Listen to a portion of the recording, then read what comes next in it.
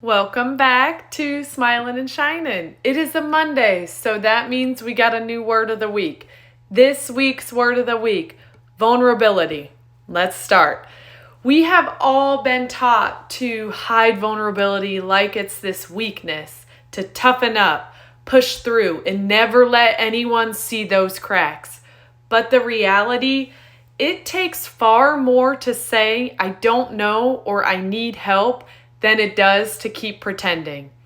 Vulnerability isn't weakness. It is bravery in action. So, let's also throw this out there. Vulnerability is not oversharing or seeking pity. It's honesty. It's about being real. It's saying, I don't have it all figured out yet, and letting that be enough. The truth is, people don't connect with perfection. They connect with authenticity. And that is hard today. Vulnerability is the doorway to that connection, whether it's relationships, leadership, parenting, or just being human. Vulnerability can help with that connection. Psychologists have found that vulnerability actually fosters trust and growth. When you approach a situation with a mindset of learning rather than performing, you are more resilient. People who admit they don't know something but are open to learn end up growing faster than those trying to prove that they know it all. Vulnerability is at the heart of that growth. It is like that old saying, we all know it.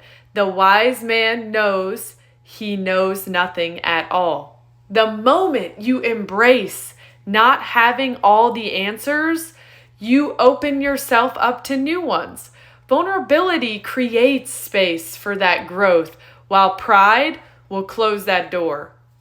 And as Brené Brown, one of the leading researchers on vulnerability, says, vulnerability is the birthplace of love, belonging, joy, courage, empathy, and creativity.